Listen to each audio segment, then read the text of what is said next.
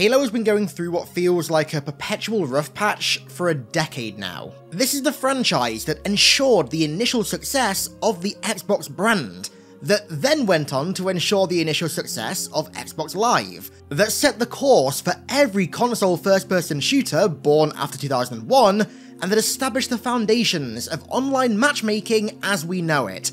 And the fact that the franchise that achieved all of that has been allowed to remain in this state for so long is nothing short of ridiculous. Halo Infinite's long list of failures are merely a natural continuation of the trajectory that the franchise has been on since Halo 4. Surely you cannot allow the franchise that was on the box of literally every single Xbox Series X to continue to be in this state. I refuse to believe that this has to be the future of Halo, to be perpetually underwhelming and or disappointing with very few victories, and when we do get victories, always having to come with a caveat. It can't be like this forever. Now, every single developer that I personally know at 343 Industries is not only incredibly talented, but also absolutely wants the best for the Halo franchise. The problem with Halo is absolutely not an issue of developmental skill or talent. I also cannot envision a single person more suited or fitted for directing Halo as a franchise than Joe Staten. There is not a single person in existence that understands Halo like Joe does. I and many others were over the moon upon hearing the news that Joe had come back to Halo, and we all feel very reassured that he is the one leading the charge. So I am not at any point asking for, as some have put it, the firing of 343, because I think, frankly, that's a ridiculous, over-the-top and just scorched earth solution that isn't even a solution. It doesn't solve any of the problems that Halo faces. Rather, what I am asking for is for Xbox and Microsoft to reevaluate how they manage Halo as an intellectual property. Master Chief is to Xbox as Mario is to Nintendo, and Kratos is to Sony. He is the fictional face of the brand, and thus Halo is the fictional universe of the brand as well. This goes without saying, but Xbox and Halo go hand in hand, and thus they share in each other's successes and failures. I mean,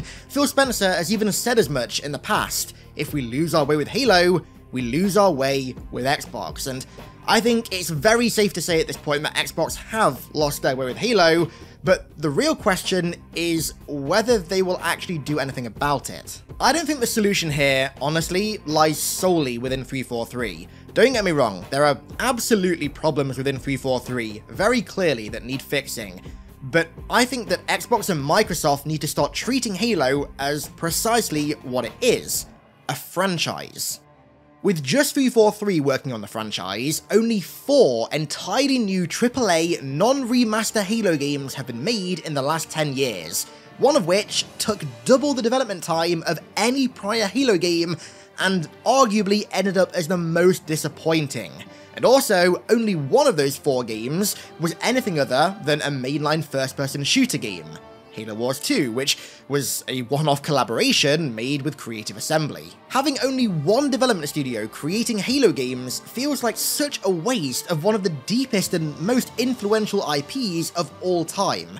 I mean, Halo as a franchise and a universe quite literally has infinite potential, and by bottlenecking it like this, that potential is being utterly squandered. With the constant expansion of Xbox Game Studios and the various development teams that form this network, the time has never been better to capitalize on Halo as a brand, a franchise, and a universe by allowing other developers to work on Halo projects alongside 343. Now, just to throw out a few very brief examples, you've got id Software, who have excelled resurrecting the Doom franchise, Infinity Ward, who have excelled with the Call of Duty franchise, the various Bethesda studios that have excelled with Fallout and Elder Scrolls, Arcane, who have excelled with Prey and Dishonored, Rare, Obsidian, Ninja Theory, etc, etc. Halo has long been a franchise renowned for the diversity of its content and demographic appeal. Fans of single-player experiences, story and lore, social multiplayer,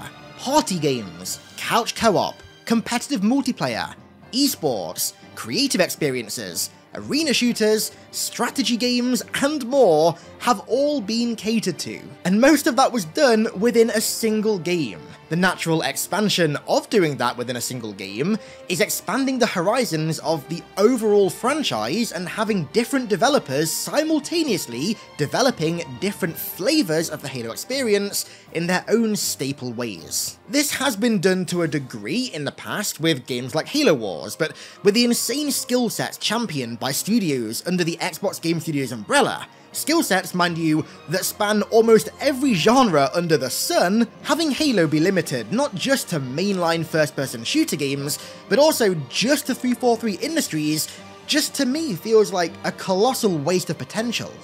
There are an infinite potential of genres, experiences, and flavors that you could lucratively be expanding the Halo universe into, in doing so, broadening the franchise's horizons, appealing to a multitude of new demographics, whilst also not alienating your core audience, and taking also some of the pressure off 343 being the sole contributors to the franchise. Let me reiterate, right? This is the IP that secured Xbox's success in the early days, that secured Xbox Live's success, and that set the precedent for how every single modern FPS is designed.